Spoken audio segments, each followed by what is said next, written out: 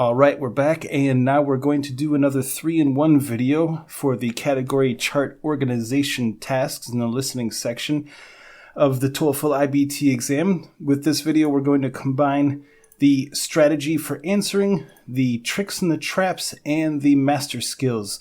Because in the summary video, as I mentioned, this is really not a difficult task. In fact, this is quite a simple one.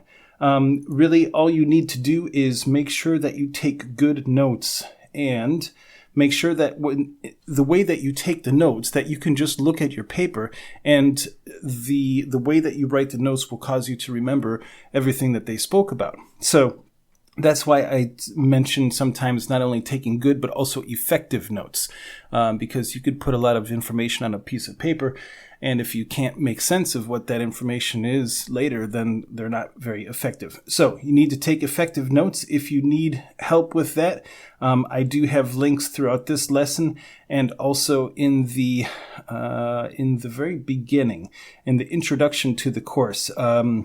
There is a section where it talks about being able to take good notes for the TOEFL exam.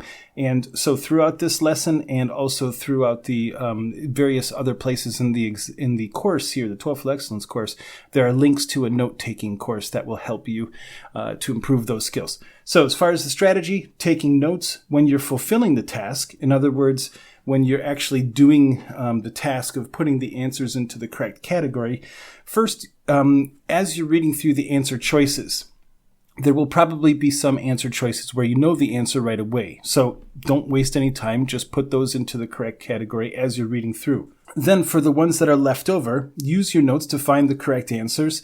If there are any answer choices that you're not sure of, just guess. We've been through this particular strategy throughout all of the reading section and all of the listening section, and it's really the same throughout the entire exam. If you don't know the answer to something, just guess, because like I said numerous times before, it's just like in life. Sometimes you're not sure, so you just have to make your best guess, and that's it. So that's the whole strategy.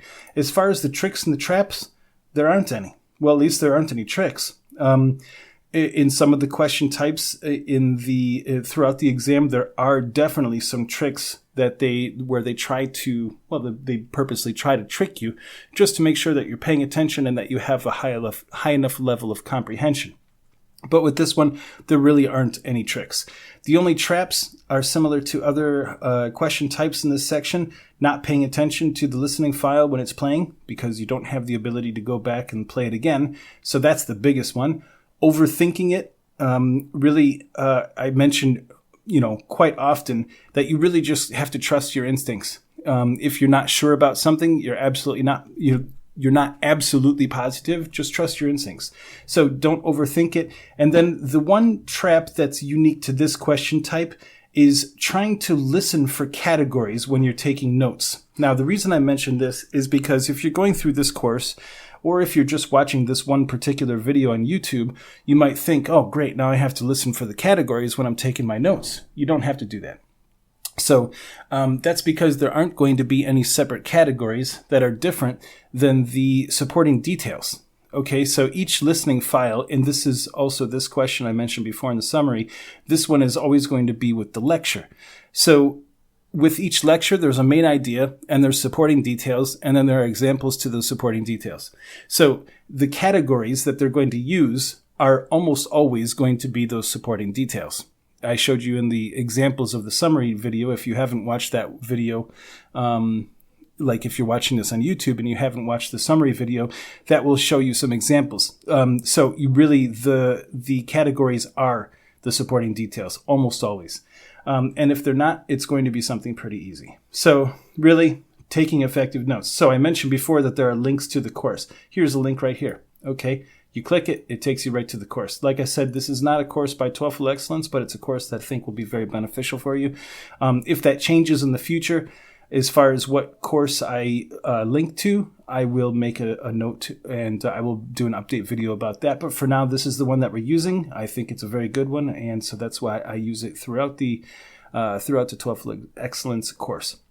As far as the master skills, there really aren't any special skills, like secret things that you can do. That's really the purpose of these master skills lessons and videos, because in the next section, in the speaking section, there definitely are some master skills that you can use that I have not seen or heard anyone else teach before. So it's purely a TOEFL Excellence thing, and we will get to those in that one. But with this particular one, there really aren't any master skills. You simply have to follow the strategy, be aware of that one trap about, not trying to figure out what the categories are when you're taking your notes. Just take the notes and relax.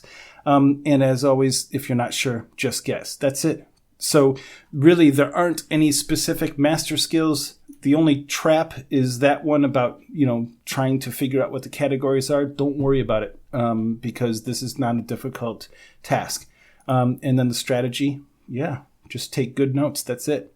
It's pretty simple. So that's all we have to say about the category chart tasks in the listening section.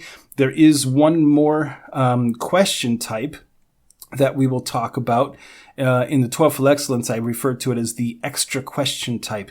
That's because it's a little bit strange. The official makers of the exam call it the what happens next question. It's really not very common. I've only seen it in textbooks, not in the actual exam.